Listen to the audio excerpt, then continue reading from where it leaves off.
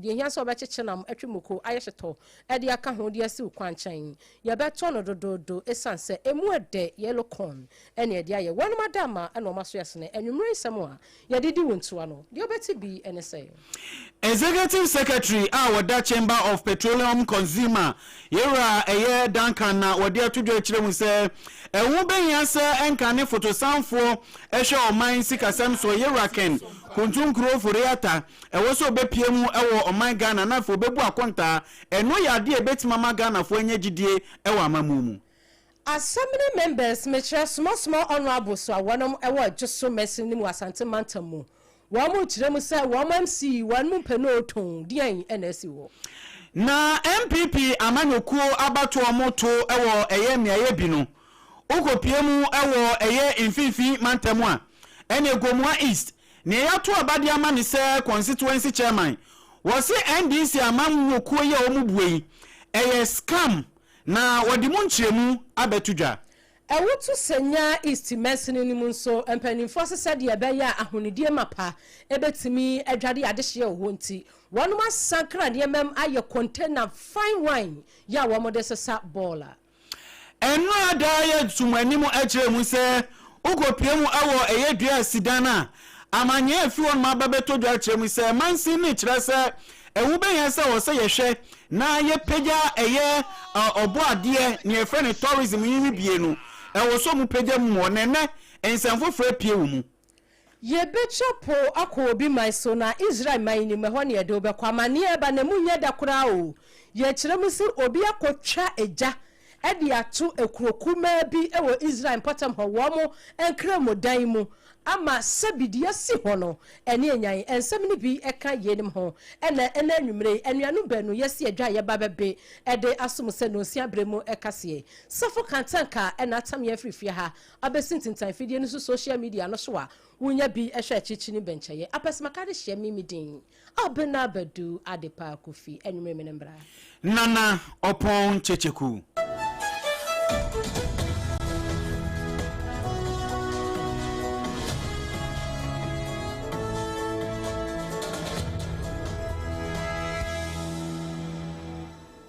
Adam afei abusuya pe takra no asum na afedi yachi enene eyesimaduo no pe ebre ne nhede ne musa enu nti ye boni tew na afei wonso waso atimi ehu ensam a ekoso ewo oman Ghana mu anum se Facebook page ne so ye ho mesre wudu onum a fa wonsam bi sanyina fa to omayen eye Sompa 106.5 wudu onum a na wagya wonsam ede ato onum de amayen ebre sem no ye bebo modin akenkan mu nsam bi sa no enyina ewo eye yen abefo ahoman tenten ni nyina eso na ye fiase ewo eye yewura Kopek aso eye Penny Kwanchafo wada no say executive secretary yewura Duncan Amwa wono no de ababeto dwachem say ebre bi atwam na foto sanfo ma oman Ghana yewura Ken Oforiata ena meka say woni oman Ghana mu an say wode no akọ hinta obroni fita krom say eho ana obebo ne sese abo ne bra mreko aban yi ba ye o ma pone atie ebo na chi abo say o ma mepie mu Ghana na fensem bi se bia etwa se fata se wo se ebisa no edifa eye oman yi ebra na oye foto sanfo no sika bia fa ne nsase emu nchiremu omuhia na enum no de ababeto dwachem say aban timi ma na ni bre kro bre pa ade ebetima boa ama sabe oman yenye gidie ewa amamuo mu wo se yakasai nipa bebre na nhede ni gidie ewa amamuo mu ezan se kokoba ya na no ye yenya teteba no so ababefo so saa eba ni se magana fo onye gidie titiri ewo mu ne nsam kan yebo a woka a oni se ntwofo kasa no ena wo sisu dia chem se ye show office of the special prosecutor jumedi a wo mu die no eno nyina no eyade eno so betima boa ama benya woteso wetimi enye gidie ewo Ghana fo mu emu nchemu ayewura Duncan editu dwano ebini. When I listened to Atoforsen deliver his, budget review, I then remembered a certain Ken Oforiata. Honestly, I remembered a certain Ken Oforiata. And I put out there, we are still outraged, right? The man who pontificated so piously from the Bible, anytime he, appeared before us to read, budgets, is today gone, and is running away for whatever. from accountability. I think that if you are an MPP person, you should be worried anytime that kind of Oriata debacle continues to, extend. Because again, if you ask me to come 2028 to give you a mandate, are you bringing me a different finance minister or the same kind of crookish thing that was done? The man should come and account to us. Look, he might be able to even help us find certain money that he didn't pick, right? But under his stewardship, this is what we would see. So for me, anytime we read a budget in this country, I remember a certain finance minister who had impuntu budgets, a Jumapa budget, all kinds. We executive secretary the man Chamber of Petroleum Consumers COPEC ana yete se Wakasanyura Duncan Amwa.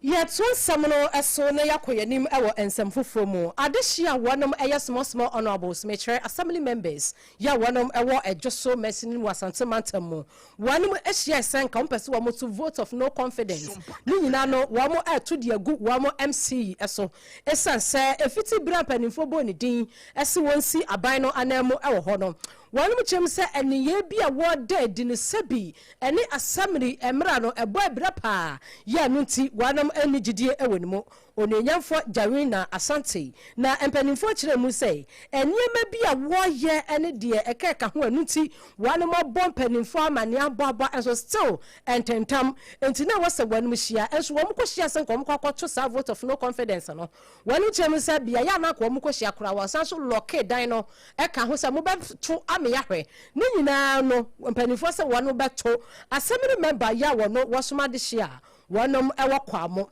abato empesua so ayono nyamfo kumtu Blackson wone semtrofo ekasa ya yensem treni ba wabedu etam ne nsem ne bi ebaye eni enne meeting aye ba be no na dwumadi aye ba be die aye vote of no confidence aye ba be pass wo ye MC mu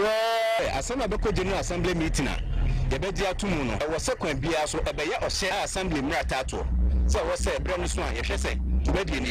yedi kan aye se ya che krum ha ya ekwan bi wo ho no mu a obi asi ne fie a ne fie no wasi ama na tra na sase akofa aban kwan ana ekwan obi so fa so akọ ne fie sa asem we ada ho ama asem no de na sase kwan asie no e de asem no mpoko court ama court ebua asem ne se yenko assembly nko ne yenko bubu edan na aba kwan ni mu no na papa ne nya kwan na nko ye ne dan so adwuma sa asem we ada ho ya bona ya say mama MC ye mama MC beto se na ye kasa yi onko bubu dan no na aban mrem nso no assembly members yesuro say contempt ebe cheju municipal assembly to su mienu eye bosome August ede edikan ya mama MC eye company bi e wojo so ha no a omutwa enchanse dan assembly sika eye ntoku ato ene adwumayefo no sika wo so omutua edima ban no matimi aye adwuma anka wo se assembly kokoje sika ne edi babeboa assembly mpuntuo no ye maame MC efa kuntu na se kwan so ekoi company no koye nhyehyeye egi sika ye 29000 Ghana cedis se sika no kwanfa ma assembly ne enwachi no assembly member ya no owakwamo ononyamfo kuntu Blackson ekwoso kirekire mu die entia sa vote of no confidence no na wano pese wo moto a wosan to apunim eno so o kire mu kakra ekwa akiri sei die di ho kokobo for emma ejoso municipal assembly warehouses eyennum sa warehouses no ewe yachi ha ya ebrebia no assembly ana hwe so enche ebia ejosuman ejoso sector nso bi toy emma edan so nyina pai emma nkora ne kra no mu ni ba bi da sa bre no warehouse bi ana ekoyi mu ni esiesie mu mankora ne kodda mu kopem se yewura MP onya ne ba bi kro kobo dan so mankora ne sa kwetena mu nti warehouses no ho a esom josuman ye ma me MC ba ye no sa warehouses ya ye kan ho asem yi odi mienu ama han mankrofo odi mu pa ase ba bu sumi mienu ni na no kwasem ne se ejoso adwuma wa ha na sa fine brains we nyina ma me ni mo mako in fact onye ayo oguso a wo ye enti ya ye nyakora ne se ye finance officer ma me pese osapa mu ni free ha na de twa ensuru mu kora ne se eye a whole divisional police commander ma me ye ne ho adwuma se ye mpamu ni free ha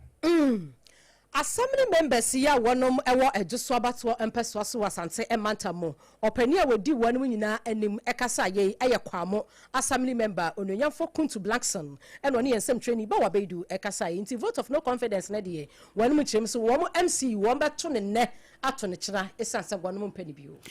MPP amanyo komu ani ejina sense mpanifo se ye won poano de anuamu a ena ye bedi agro Gomua East abato ampeso so bebru don frefo a omato aba e de ama no e constituency on ma Yewura Emmanuel Ejare Enkansa ene openi wo MPP de na akoma so pa na wode atodo ne constituency on mu tudwa chemu se 2028 aba ye beto no timamufo nto aba mfantia NDC amanyuku no wo chemu se wo mo ye scam katahwehwe ne prayer pad ye NDC amanyuku no enu nti Ghana fo wo mo pe wo bia amanyuku a wo amanfo wo do e wo makoma mu a eye MPP wo so amanyuku emu nchemu odi tudwa empanifo bebre na eka ho bie no osan so ex sudua kyeremu se eye Gomua East hono mu no Yewura Emmanuel Ejare Enkansa na ekasa yi wo se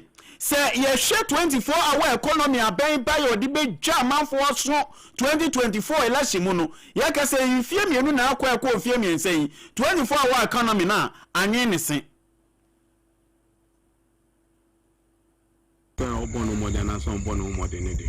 Me short honey and crankle Gomua is kasa answer near obvious. We share last week call clean up exercise or Nyano Kakrava. What's the idea? AC or MP no be antene. You need to common fund or the unfortunately this government so by a common fund or pejimupa and say MP is sure of the common fund, so by this time they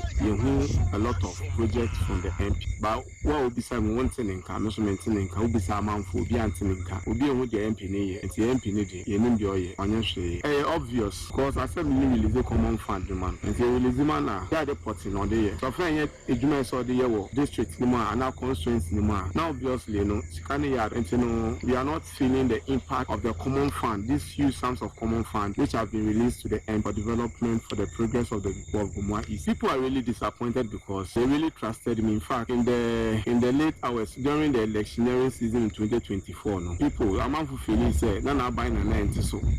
Entina maybe went to me and the project and the development that's all yeah. Mo enti eni ya boy yi emom eye assemblyman awono anawo eye Gomua akoti Ojobi electoral area Honorable Geoffrey Payne inkum ena yete nka no wono so kro yi assembly ho no ona e presiding member Edma Gomua East District Assembly ho no yete se wode nsem yi eto yamane boni anim Kwaku Adema ena woto edesum yen Ebusia Kwaku Adema manaso wa sanso to be efri awutu senya East Mercenim ebaye a wo kire mu se de be ya honedie mapa ebetumi akoso wa fa honti empanimfo wodom wo assembly ho awutu senya East Mercenim assembly no wonum akeka de ma abom ema wo mo edi eye zoom la yo containers na asebola container no de eye kama pa eso wide by tre e de aba empotam hodom am wo mo chicheche edi ama emiaye pia se de be ya wo me kura bola ewom na ankoye se we eto bola agu ha ade ache bi begu ha gotam na choki ensuo si fomo na efa de hye efa pa bra Facebook no so ya twere ho awutu senya East Municipal Assembly bola container ena ye twagu o Facebook no so na bra behwe wani so ade yi empanifo se wo mu yesa ne ma nyina se de be ya ahonidie no ebetumi ama amanfo a wo mo won potam ho no wo mo atumi asua ahonidie na wo mo di wo mo ho ne yi opani e wo no okasa ye eye onyonyamfo set se wonu babini wono eye mensini no epani ewo awutu senya ho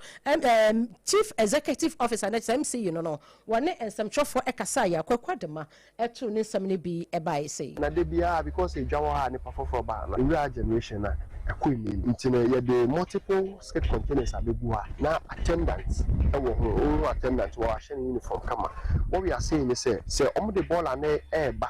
na beyema ye ntwema ne yema toto ansana ya be fa akọ eye se yema na attendant na ebe signal ewo ye environmental fo no na ya be party track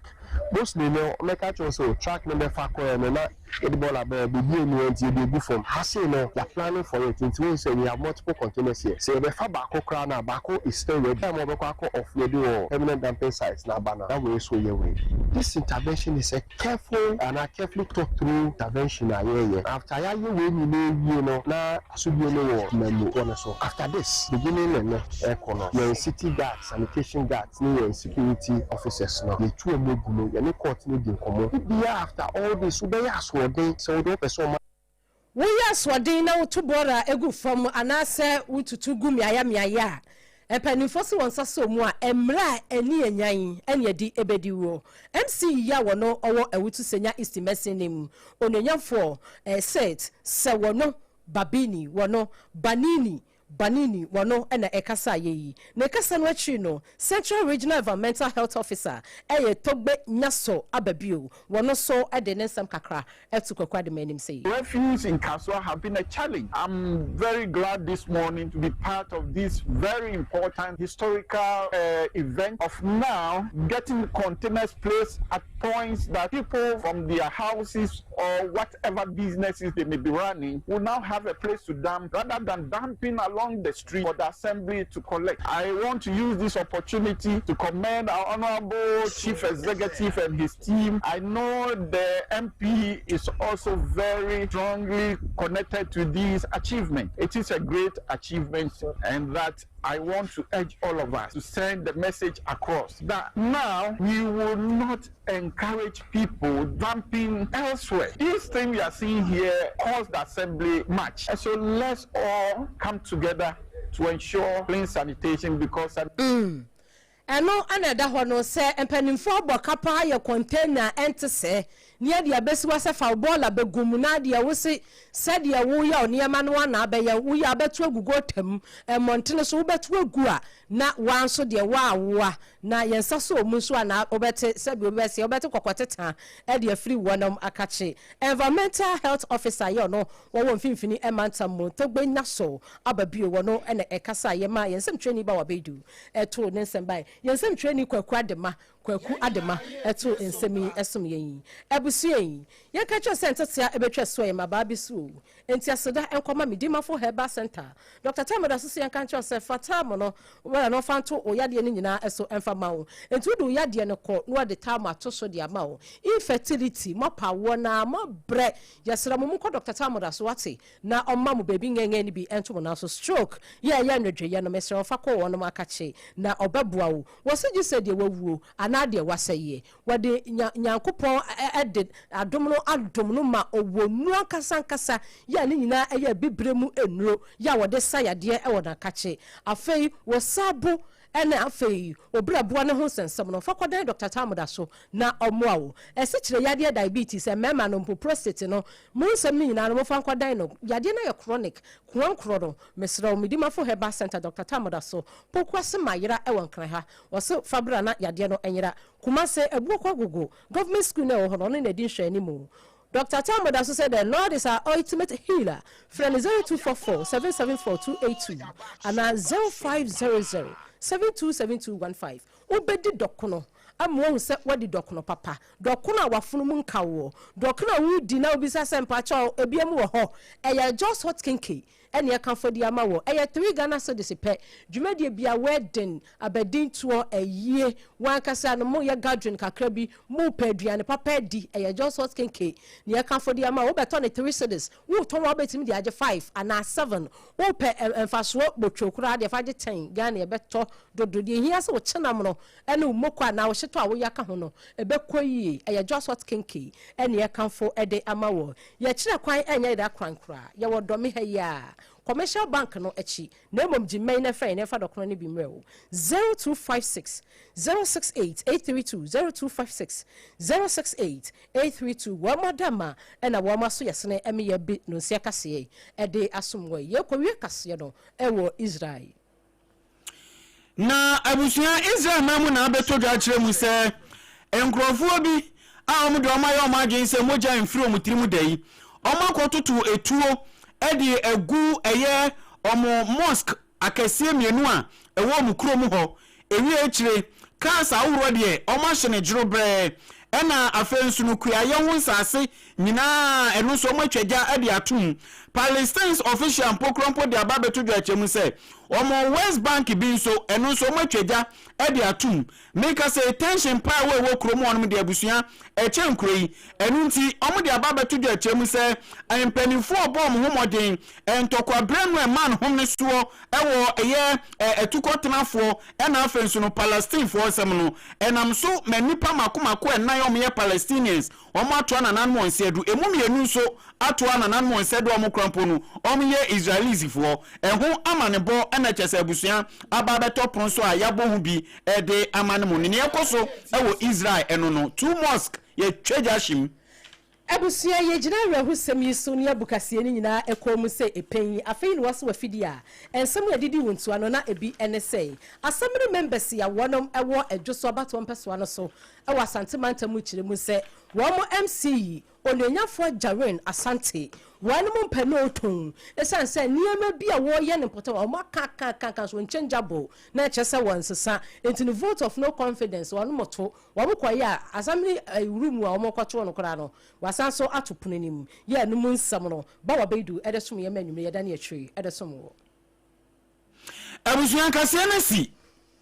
aha ena ebreba ma ekwan me yede kase yede besom no yede mi nyina AC aseda PSC nkonfama mo a mudi ye chi o social media hon mo nyina abreni dombia mo sanso etrimu ede ema ye ni afenso ya boafo a etaye chi me yetimi de eye kase yi ede eba besom nyame ya adoma o cha no pa no nsia squad ne betenase na fe ensem esie na anadwu mu a ekope mo chena hemache no eno nso omudi mu nsem nyina ede aba besom. And similarly, Sompa 106.5 FM across one or F. Santimanta, we about Tino, Sompa 93.1. Kumase, Adafo Radio, to Paris, France, Abrichimemo. What's the Yankawaso? Doma, 100.7, Doma Hinkru, and Kranza Sompa 90.7. Tachima Sompa, 106.1. Sunana Sompa 98.9. Afi Upimo, our Takwa Sompa. What's the Yanka? I was so Kingdom 106.1. So Yamankasim. Kanesh Eban Radio, Kanesh Yakisinim. What's the Yanka? I was so. Afi Decoda, no, what's the Yanka? So Sompa FM aya na wa hwehwe yen e wo decoder no so YouTube no Sompa FM live Facebook no Sompa 106.5 FM Accra ya da munyina mo asenyankopon hira mo nhirehira shampa www.sompaonline.com website ya yesemu for penini owura taboate ada man sema ye de beso anwumre ni nyina no ebi eka ho a wakuchire ni potokasam aya brofo no ade akogwa betumi akokenkan bie ema me dimafo Herbal Center Dr. Tamoda so ede tam no so yeso ema ye bebe nsemi asomo John Swat Kenke aya 3 Ghana cedis pe no so eka bi aseda PSC no enko enfama wo mo apesemaka de hia ya je penen yesi adwa ebe nsemi ede somo ma safo kantanka etam ye fifi ha besin tentan fidi ni so no mimidin abena badu adepa kofi menembra nana